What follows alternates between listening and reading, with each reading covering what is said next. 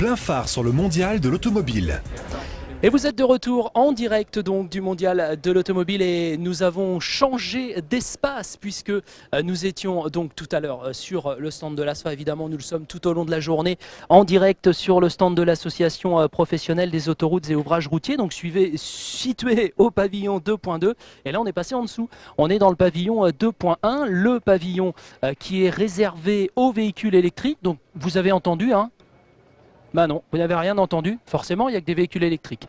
Donc c'est un hall qui est plutôt calme, si vous avez envie de vous reposer un peu les oreilles, vous venez là en bas au 2.1, il n'y a aucun souci, c'est plutôt calme, alors qu'il y a une voiture qui tourne, oui juste en face de moi, deux même, trois, il y en a une troisième ici derrière moi, il y a trois voitures qui tournent à moins de 10 mètres de moi et vous n'entendez rien du tout, puisqu'évidemment on est dans le hall électrique en compagnie d'EDF. Eh oui, évidemment. Michel Couture, bonjour. Bonjour, Michel Couture. Alors, vous êtes le directeur de la mobilité électrique chez EDF. Alors évidemment, vous êtes le partenaire numéro 1 dans le monde des voitures électriques, évidemment, puisque c'est vous qui fournissez l'électricité, avec des bornes de recharge. Alors, il y en a une juste à côté de vous. Alors, il y a une C0 derrière vous et une borne de recharge juste à côté de vous. D'abord, faisons peut-être le point sur où en est-on en ce moment avec ces fameuses bornes de recharge. Est-ce qu'il y en a qui s'installent ou pas ? Bien sûr, il y en a qui s'installent sur la voie publique. On répond aux appels d'offres des collectivités qui souhaitent installer des bornes de recharge dans leur commune. Et puis il y en a surtout en ce moment sur des lieux privés, c'est-à-dire des entreprises qui installent des bornes chez elles, des immeubles collectifs aussi qui installent des bornes, ou des entreprises qui installent des bornes dans leur atelier ou dans leur parking pour s'équiper en recharge pour leurs véhicules électriques qu'ils souhaitent acheter. Deux types de bornes différentes. On parle souvent de charge lente ou de charge rapide. C'est quoi la différence ? Oui, en fait, il y a ce qu'on appelle la charge normale, c'est celle que vous avez là. Donc on charge sous une puissance de 3 kW, donc il faut environ 8 heures pour recharger complètement un véhicule. Il y a les charges dites accélérées, c'est-à-dire sous 22 kW, c'est un peu plus puissant. On les trouve sur la voie publique, on les trouve aussi dans des grandes surfaces. Donc on peut faire un plein en 1 heure ou 2 heures environ. Et puis les charges rapides, telles que la borne que vous voyez là, qui est donc une borne qui recharge sous 43 kW et qui peut faire un plein en moins d'une demi-heure. Et celles-là, on les trouve plutôt dans des stations-service d'autoroute, c'est leur destination normale. Oui, parce que précisons que la borne qui est à côté de nous, là, qui est juste à côté de nous, c'est un petit boîtier, en fait, qui est posé là, tout simplement, alors que la borne dont vous venez de me parler, elle fait 2 mètres de haut, c'est un monstre par rapport à la toute petite, donc évidemment, ça va beaucoup plus vite. Demain, sur cette antenne, on va beaucoup parler infrastructure routière. Et ça, c'est de l'infrastructure. C'est plus compliqué pour vous, là, c'est très compliqué, ces grosses bornes à installer, ou est-ce que finalement vous branchez sur le réseau et tout va bien ? Non, les bornes ne sont pas compliquées à installer en tant que telles. Ce qu'il faut effectivement, c'est qu'elles ne soient pas placées n'importe où, parce qu'une puissance de 43 kW, c'est pas neutre. Et donc, il faut que le réseau en amont soit susceptible donc d'accepter cette charge. Donc autant ce genre de boîtier peut se charger dans n'importe quel domicile sans aucune conséquence. Après, il faut effectivement que l'automobiliste utilise correctement son boîtier, mais ça on le verra tout à l'heure. Ce genre de borne, c'est un peu plus sophistiqué parce qu'effectivement, ça a un impact sur le réseau qui est un peu plus sensible. Alors justement, faire le plein d'électricité, si j'arrive chez moi, je peux brancher dans la prise ou pas ? Alors, c'est pas recommandé. C'est pas recommandé. On ne sait pas du tout dans quel état sont vos prises, si vous avez une prise de terre, etc. Donc, il y a des boîtiers qui sont faits pour ça et il faut utiliser les boîtiers qui sont faits pour ça. C'est comme tout. Donc, le plus simple, c'est de s'équiper d'un boîtier qui va bien de ce type-là. Que nous allons payer ? Qui est à charge, effectivement, de l'utilisateur, de brancher le véhicule et après, on ne s'occupe plus de rien.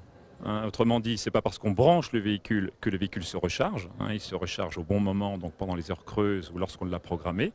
Donc même si on branche son véhicule à l'heure de pointe, c'est ça qui est important, ce n'est pas pour autant que le véhicule va se recharger à l'heure de pointe. Il se rechargera lorsque le réseau, lorsque le contrat le permettra, au meilleur tarif évidemment.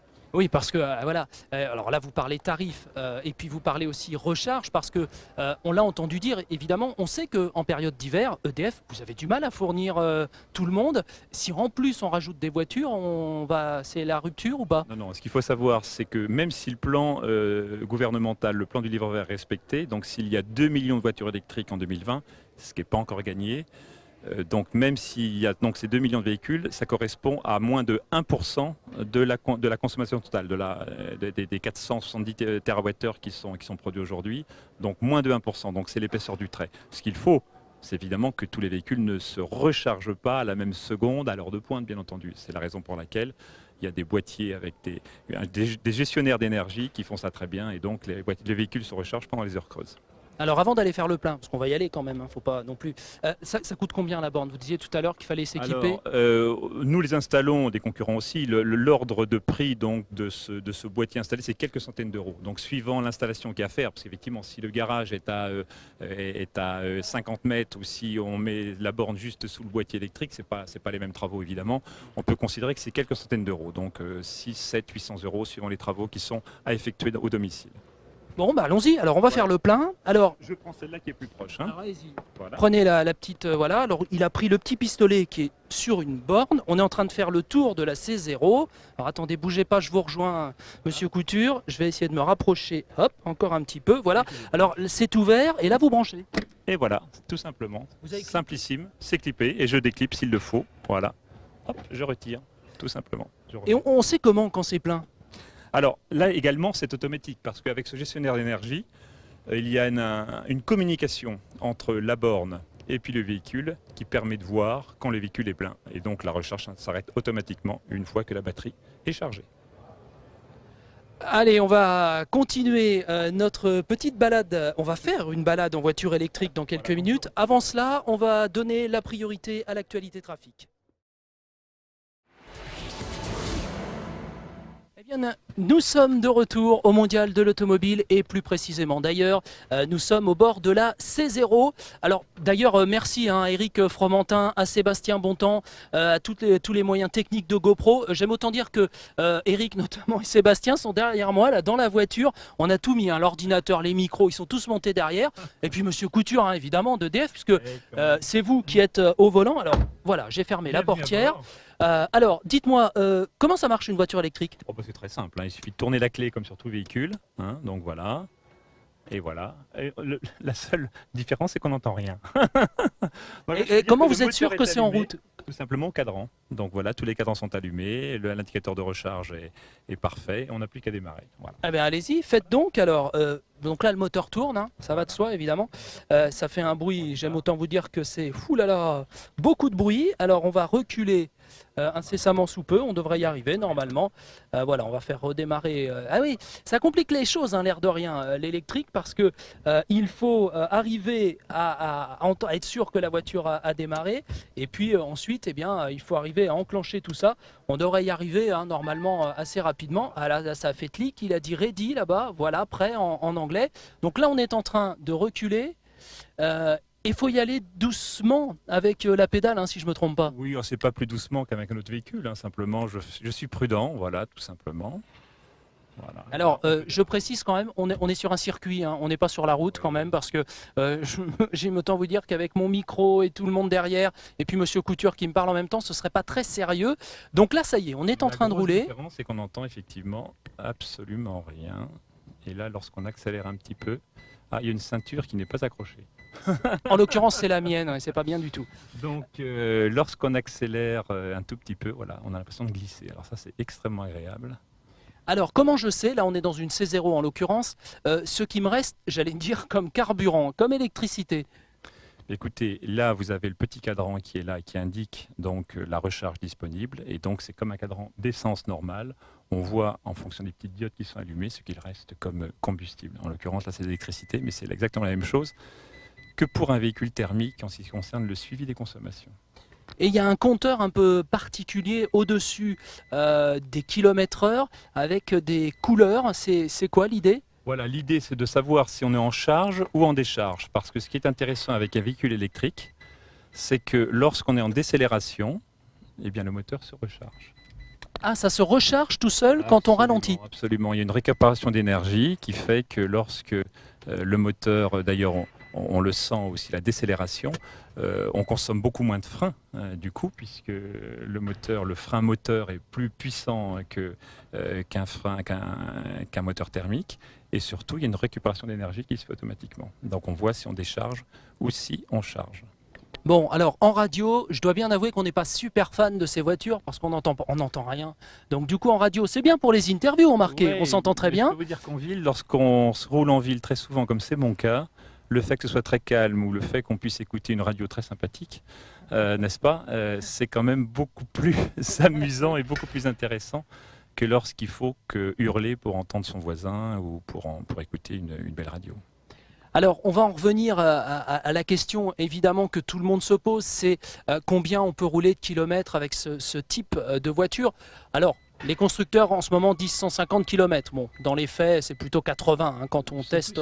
C'est plus que ça. Ben, regardez ce véhicule dans lequel nous sommes, c'est le véhicule qui a servi à l'Odyssée électrique, donc à nos deux jeunes dont on a beaucoup parlé, pour faire plus de 26 000 km. Et avec des parcours très acrobatiques, ils se sont chargés 300 fois. En fait, on peut, avec ce genre de véhicule, dépasser très facilement les 100 km.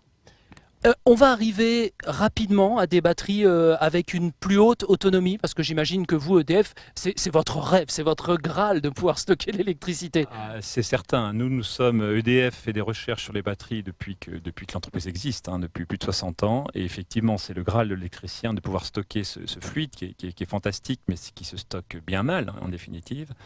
Donc, il y a eu des progrès constants depuis 60 ans. Et il y en a eu surtout, et c'est la raison pour laquelle la mobilité électrique, à mon avis, est rentrée dans une phase qui est irréversible.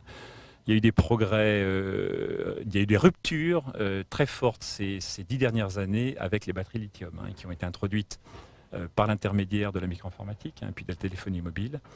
Et la grosse différence, au-delà de la capacité plus importante, au-delà du poids moindre, c'est le fait qu'il n'y ait plus d'effet mémoire.